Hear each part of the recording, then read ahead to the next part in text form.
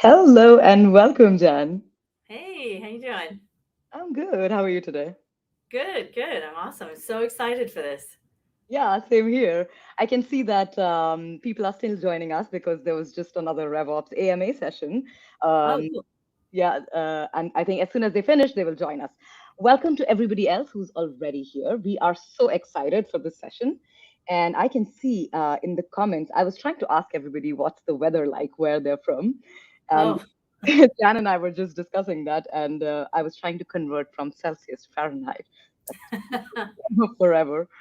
But I yeah. am so excited. Jan, do you want to tell people how to interact? LinkedIn, that's I love it when. Yeah, absolutely. While you're coming in, get your LinkedIn profile, start sharing it in the chat. I believe that everyone should be connecting with each other. I'm going to give you a little QR code to connect with me on LinkedIn. I love LinkedIn because it's a great place to exchange ideas. I love being online and exchanging ideas with you here today. So, definitely add some things here in the chat. And should I go ahead and create that poll now too? Yes, Should I publish that? absolutely. I'm going to publish it. Absolutely. Yes. Yeah. Let's So do as it. you're coming in here, can you see it? Can you see the No. poll?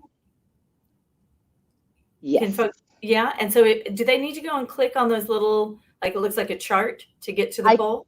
absolutely. I can just show Yeah. it on stage for a second. So we have Oh, published the great. poll. Hmm. Yeah. Let's see where So yeah, everybody's at. so this is great. What I wanted to just get a sense of is kind of what roles people are in.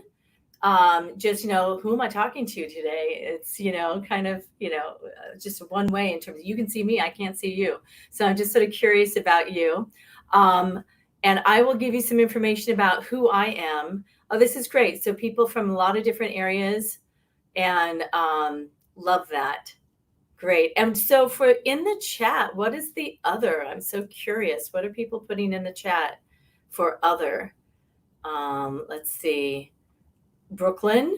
Okay, that wasn't the other I was thinking of though, or Knoxville. What roles if you're not in, marketing, sales? Oh, CEO. Oh, of course, Ohad. Hey, Ohad, how you doing?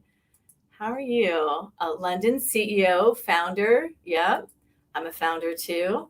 All right, excellent. Well, it's so great to see everyone.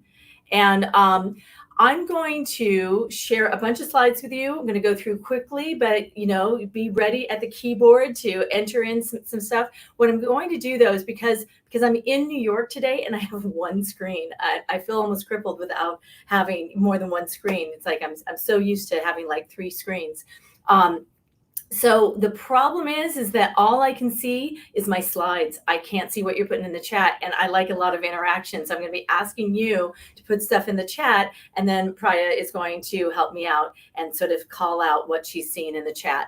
So get your oh, in between careers. I love that. You have the whole world out in front of you, Madeline. This is very cool. All right. And sales, awesome. Okay, so should I go ahead and share my Yes. screen and dig Over in? to you, Jan. All Over to you, Jan. right. Excellent. So share my screen. Let's see. And my window. I guess that's what I'm going to share. And let me go to slide. All right. Excellent. Well, welcome. We're talking about increasing revenue through GDM, go to market alignment. Um, I'm Jan Young. I'm the founder and CCO of Jan Young CX. Got 20 years tech experience. I offer consulting, coaching, courses. My expertise is in emerging tech, go-to-market alignment, and post-sales revenue. I am developing some courses, and they'll all be launching in the new year. So this is my LinkedIn. Go ahead and connect with me. So follow up if I don't get to the questions that you have that are burning desire questions. Connect with me on LinkedIn. I love exchanging ideas. Also, if you want to learn anything more about what I do, please feel free to connect with me. All right. So a lot of us in our organizations, we're sitting there and there's fires all around and we're sort of like, oh, no, it's fine. And I want to tell you, actually, it's not fine. all of these fires, they're costing you money. And these fires are when you don't have that go-to-market alignment. So what I'm going to cover today then is what is go-to-market, who's on the team, who are we aligning with, why it's important, common challenges, how AI can help, and some alignment models to consider. Okay, so first, go ahead in the chat in go-to-market. Who's on the go-to-market team? Who do you think it includes? And Priya, this is where I'm going to rely on you. Yes, What absolutely. are you seeing over there in the chat? Who's in go-to-market? We are still talking about your cartoon and how people love that. Everything's on fire. It's a great cartoon, right? All right, well, I'm wondering, did anybody include marketing in the go-to-market team? Is anybody saying that? Let's get some yeses if anybody includes Okay, some marketing. yeses. Yes, I What get an about sales? Is sales absolutely. in go-to-market? Yeah? Yes, of course, someone Oh, says a good. big yes. Sales, all right. Did anybody say Yes. customer success? Is customer success part Someone of? said product. Someone said, and a lot of yeses. Oh, I love you. You said product. No one ever says product. And I believe so strongly that product is part of the go-to-market team. If you're going to have alignment in your go-to-market team, it needs to be the promise from marketing, the promise from sales, the actual delivery on onboarding, adoption, and optimization with customer success, but the delivery on the product. The product needs to match the promise, right? So that is the alignment that we're talking about. Love that somebody included product. So often it's not included.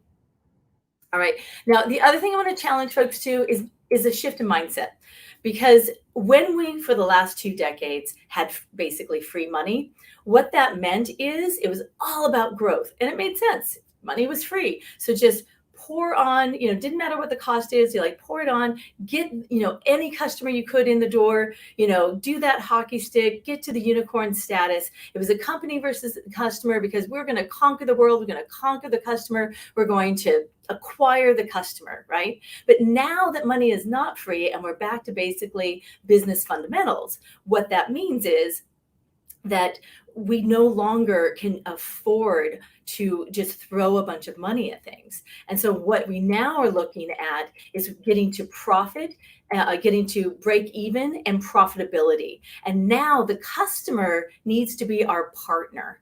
Okay, so if the customer is our partner, that is a whole different perspective than when we're trying to conquer them, to acquire them, right? And so I gave you little emojis to sort of blow your mind there. And if is anybody mind blown in or are they on the same page here? Is anybody mind blown in the audience? I need some yeses or no. Nobody's commenting about this, not even about the emojis. People are saying yes, of course, amazing. Okay, all right, well, good. So then what that really means, though, is that go-to-market isn't just a go-to-market team. That when you're looking at alignment, it's not just everybody in the go-to-market team, which is your company. You need to align with the customer, right? So go-to-market alignment is about aligning with your customer. That's what we're doing here, and that's what we're going to talk about. Why is it important? Well, it's important because it costs money. It costs money to build these products, build these companies. And when you're looking specifically at the cost to acquire a new customer, excuse me, I have a cold, the cost of retaining an existing customer, to upsell an existing customer, cross-sell, and then the incremental cost to then do the referral sell, where you're actually turning that customer into an advocate, and so that then they do referral sells for you. It's really now looking at the relative costs of this. What do you think? Where does this match, right? Right, I want to make certain you can see that. See that all the way at the bottom? 0.1x, right? That 0.1x is the incremental cost of turning your customer into an advocate and referring sales to you, right? That's the incremental cost. You compare that when you have a customer that's successful, that's optimized, that's using your product, achieving their business goals. You compare that to when they bring in customers for you, that 0.1x compared to the 5x when you're bringing in a stranger, when you're trying to identify strangers out there in the marketplace. 0.1x, 10% of X compared to 5x. That's the difference in the cost. That's a big difference. Now, this is just average. You need to know at your company, what are all of these costs at your company? I've seen 7x, I've seen 14x as being like the top amount. So what is it at your company? Knowing your costs is critical. It's the name of the game in this economy, especially. Now, when you look at the probability of increased revenue, right, in terms of the benefit, why this is all important, the probability of increasing the revenue from your existing customer, from your new prospect, from your referral, or from a cold call. Let's look at these. You've got 4x, x, 0.75, and 0.5. So when you get down to cold calls, it's sort of 50-50 chance of increasing revenue from somebody you're talking to that's a cold call, right? Compared to 4x, that's 8x difference, right? Between existing customers. They're almost a sure thing in comparison if you're building your product to meet their needs, to help them achieve their business goals, and if you are what would I say? And if you're able to deliver on the processes, so that to deliver on the promise, right? Like there's a big difference. So you really have a lot at stake. But when you're doing this, when you invest in that go-to-market alignment and making certain that you are aligned with your customer, it's the difference. It is the difference between staying in business, being able to afford to stay in business, compared to being actually super successful. And so that's why then I want to talk to you about go-to-market alignment. So where do you want to focus? Where should you be focusing this alignment? What's the key thing? And I want to challenge you to ask a question. Where does the customer lose trust? Because we're not perfect. There's always going to be some place where the conversion doesn't happen, where the delivery isn't as smooth, when you're having to go to engineering instead of just having them self-serve and being able to do it for themselves. So like, where is that friction taking place? Now, oftentimes it happens between the promise and the delivery of the post-sales delivery or the product. But that's not the only place. If it happens between marketing and sales in that portion of the journey, basically that's when the customers start to ghost you. They think, oh, I thought your product did X. That's not really what it seems to do. Now that I've talked to you, I'm ghosting you, right? We've all been there. Yeah. And so when you're thinking about that, and by the way, Priya, is there anything in the chat that I'm Yeah. missing? What's Yes. happening there? So people are saying that it happens, customers lose trust, poor onboarding when they feel Yep. unheard, when pre-sales and post-sales delivery doesn't happen. Support, journey is unclear and inconsistent. Yes, Ah, I think sales to CS exactly, handoff is a key exactly. point. It's like you're reading my mind today. First, you put product as part of the go-to-market team. Now look at what we're talking about, the most common challenges. Exactly that. When you have a misrepresentation of the product or the experience, when you're marketing or selling to the non-ICP, right? And all of a sudden now you try and go and build some part of the product that's not even your core part of your product, right? That's another way that you can sort of misstep with your customer, lose the trust, or product market fit. Maybe it's not achieved. Or did anybody put in the chat that sales to CS handoff when the information is incomplete in the transfer? Anybody put that in there? Yes. Yep, exactly. Or now, sales folks are usually the hunters. CS is usually the farmers, right? Hunters need to just, they get the sale done, they get it signed on the dotted line, move it over to post sales, right? They've got to go and hunt again. But if the relationship is not a complete transfer, what happens? Escalations happen in post sales. They come back. The buyer doesn't know who the CSM hasn't met the buyer. So this buyer goes back to the salesperson. That's where they feel that emotional connection to. That is because of an incomplete relationship transfer. Now the salesperson is taking their time away from getting new business to working on existing business. And that is an inefficient sort of time, but also that for the buyer, they've lost trust. they've lost faith. So that's also a bad experience for the customer as well, right? Or if you have an incomplete product. Now, I know I've been at a lot of companies where basically like a little MVP of something gets built and then it's essentially abandoned. They go off and they're building the next thing, the next thing, the next thing. Meanwhile, there's so much customer friction left in the wake, right? And so now it's like, well, I would let you, you can't actually print that report out yourself, but I can do that report and I'll email it to you. That is customer friction, right? When they can't just use the product in the optimal way that it was designed to be used because it wasn't finished built. Did anybody put that in the chat? No? Not all of that exactly, but in parts, yes. Yeah. Well, that's the way that I've kind of called it, because I do feel like when the MVP hasn't been fully built, then I feel abandoned, but that's me over in post sales here. So, all right. So this is another thing I wanted to check in though, is like where AI can help, right? Because there are ways in which these tools that are coming out now can help us. So when we look at most of these challenges here, this is 5 of the 6.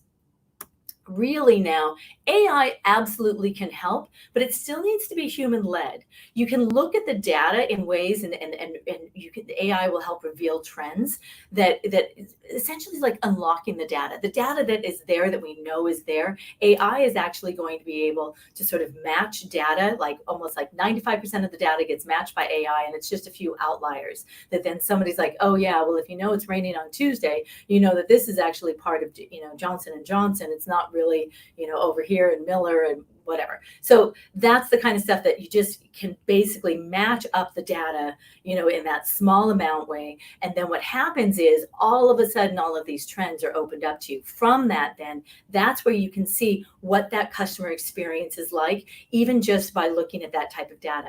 There's also, if you want to actually talk to your customers, but you don't have time to call each of them up, or they're not, gonna get on the phone with you. Hopefully you have thousands of customers. There's also even like surveys that are using Gen AI so that you can basically make it conversational and even easier to draw out information. And I've seen some demos of some of the things that are getting built out there that really the type of information that you can extract from your customers is just exponential, is what's going to happen. And then the analysis you can do from there. It's really, data is finally, all this data that we have, and we have so much of it, it's finally getting unlocked. And that's how then you can identify who's actually successful. Are these actually some non-ICP customers in your customer base, or that you're bringing in, and how to refine how you're going to market. If you haven't achieved product market fit, these types of tools will be able to help you identify how to achieve it.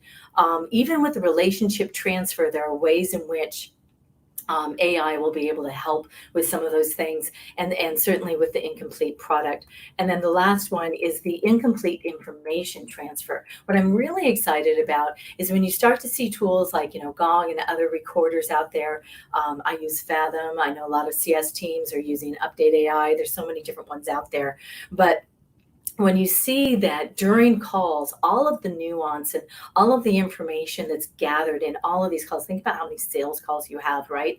There's, dozens of sales calls sometimes leading up into the sale, all of that nuance. No one's going to sit down and type it up. After you have this session, even here where I'm talking and sharing all this with you, every single nuance of what you've seen in the chat and what you've heard me express and what was in the slides, that's not going to make it into 10 fields in a CRM. Right. But what you can do with this data is it's starting to automate the not only the data collection, but it can be where you can inform and design what information you want to look for that you care about. But it can also it's going to start to have clips where it's like, this is the important part. So you don't have to sit down and try and find the clip or tag somebody with the clip. You're not going to have to, go and do that. Instead, the AI is suggesting what those clips are. Anybody have some examples of things that they're already starting to use with AI to address some of these challenges? If you do have some examples, I know that we're going to be talking about AI throughout the day today, but if you want to include any of those in the chat, share like. We want to help each other out here. Anything there? Prior, Not you yet. seen anything? Okay. Someone says Apollo has been useful for me, especially for the conversations. Great. So there's a lot of tools out there. I've been keeping track of a lot of them. I couldn't share them all right here today, but if you want to follow up with me, depending upon what your needs are, I've been keeping track of everything that's happening out in the landscape there. I'm mostly Now I'm aware of getting a the lot. tools. Oh, now you're getting a Yeah, lot? and now, Great. Good. yeah, Good. Let's be update sure to AI, save this Fathom, chat. prequel. Yeah. Good, good, good. Want to save this chat. I'm more familiar with the post-sales motion in terms of all the tools out there, but becoming more familiar with some of the pre-sales as well. And there's also, because G2 is actually going to create a category that is go-to-market category, so that everyone's basically, because of that creation of the category, everyone who's either pre-sales or post-sales is trying to either go up market or down market. And that's really what we should be doing, because the customer is part of our whole life cycle, right? And so you want to collect information across the whole life cycle on the customer. Now, another thing I want to just kind of dig into now, because we just have a few minutes left, is how we're aligning with the B2B customers. And because of that, you have to start thinking about yourself in that customer perspective, right? And I know that, like, especially when I was in sales, it was always sort of like developing that personal relationship, giving them a call, talking to them, doing a Zoom. But in fact, because we have all been on computers and the internet, and we have our phones here, all of that, right? Basically, we're all used to Googling things, or using GPS to walk 3 blocks or to drive 3 blocks, right? Like, we always have our computers with us, right? So it's not a surprise that 70% of the B2B decision makers are open to self-service purchasing. And it's not a surprise in the post-sales motion that 67% of our B2B users prefer self-service. And think about it, when you're also a B2B customer, right? You're using B2B products. If you get stuck on something, there are times when basically you get stuck. How do you want to solve that issue? You want to solve it as quickly as possible and be able to move on. You want to basically be able to, I'm using my thumbs here, but basically you want to be able to just like search for it real quick, get the answer, and solve your problem and move on. You want something that's easy, right? You don't want to have to like go and call somebody and wait to reach them, and maybe you reach them, maybe you don't. Oh, now I'm going to wait a day and someone might call me back. Why would you do that? Basically, if you want to move forward, and we're all just exponentially going faster in how we do business, you want to get it done. So I want you to keep that in mind. And because of that, it's really not a surprise that product-led growth has come about, right? And now product-led growth is digital first, right? It's one to many. And what it has brought to us and to our various models is not the only model I'm going to share with you, but what it's brought to us is this focus on the conversion points. What are some of the key moments? Where is that friction that's preventing the customer from doing what we want them to do next in the journey? Whether it's becoming aware of our product, purchasing our product, onboarding our product, adopting it, cross-selling, upselling, renewing, any of these points in the journey, what we want them to do, we need to remove that friction so that they'll convert on to the next point to become then our advocates and get to that elusive 0.1x in terms of that cost of getting more new customers coming in, right? So now, it's not all digital first. It hasn't been, right? There's also some human led in that. And some of that is through one to many, through communities. And it's also because our brains think like that. We like to connect with humans. We want to connect with humans. That's why we have brand affinity, whether it's Nikes or Hoka's or whatever it might be, in terms of, like, you think about these brands, they're not always people connected to it. Sometimes they are, Air Jordan or whatever. But I want you to just think about, like, how we connect to something with that emotional connection. That's why we connect to people. That's why we want to connect with people. We also have complex processes, whether it's purchases or onboarding or those sort of things, whether it's working with procurement or legal or an enterprise team. Then there are times when we're doing one-on-one. And then there's also, if we still have gaps in our product, or maybe we're just starting to build a new part of the product, we're going to be doing some gap filling until we've identified exactly how we're going to build that product, and then it can be repeatable, right? So there's still human-led even that's part of this product-led growth. But what that really leads us to is what I want to share with you is customer-led growth. And what I mean by customer-led growth, and there's a lot of different ways that people might define customer-led growth, but it's really putting the customer at the center of our business, at the center of the journey, at the center of what we're aligning with, right? And because we are at the intersection between well, and I often say this about CS, but for any of us in our respective roles in the company, we're at the intersection between the customer and the company. We're bringing information back from the customer and then relaying it and exchanging it and sharing it with others in our company. And so that's why I have this picture of our customer, but I also have a picture of this busy intersection here, because we're at this place where we need to share and expand all of the data that we're bringing in from our customers, because that's what we need to understand in order to align. So really then customer-led growth is both digital and human interaction optimized, whether it's one-to-many or one-to-one. And if you think about it, going back to the slide that I had before, when you're looking at even our B2B customers, 70% would actually prefer to purchase just self-serve, right? They may or may not be able to, procurement may not let them, but basically there is that desire to just go ahead and take care as much as you can, get it done, right? And so it's really incumbent on us using AI and the other tools that we have, and using our data that we're bringing into the organization in all of its different forms, to then understand what those key conversion points are and how to remove that customer friction. Because when we remove that customer friction, that's how then we meet the customer business objectives, which leads to meeting our company business objectives. Because the customer and the company, we are connected.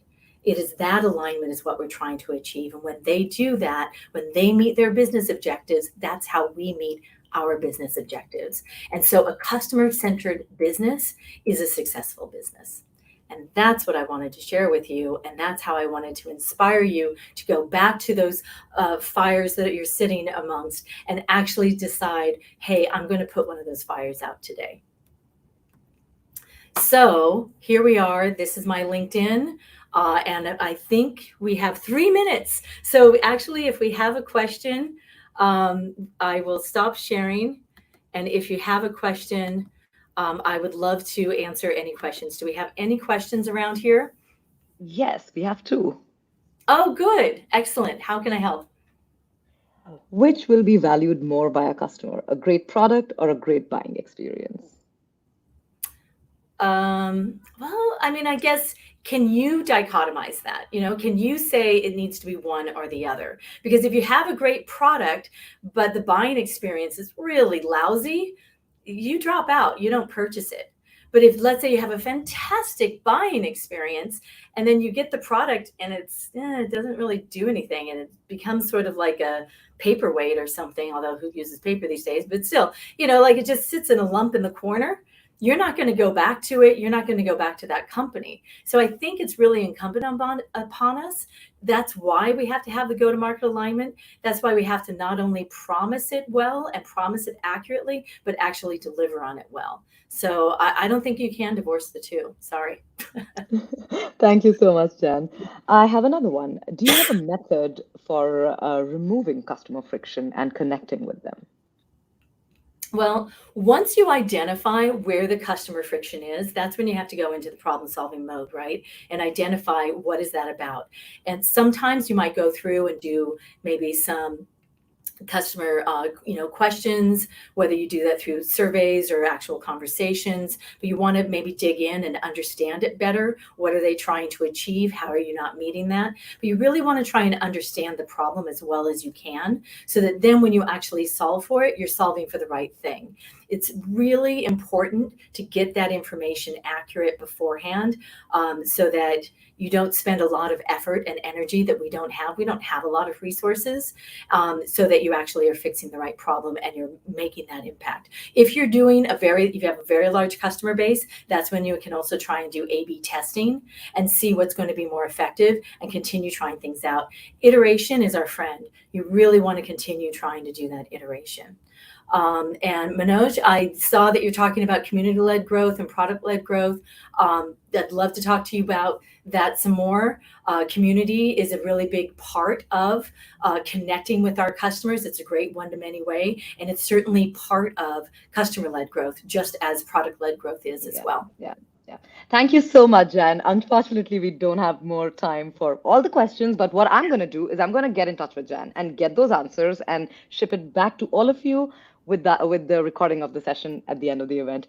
Thank you so much, everybody. Connect with me on LinkedIn. I would love to exchange ideas. Absolutely. And we have an amazing session by a host from Gong coming right up. So see you there.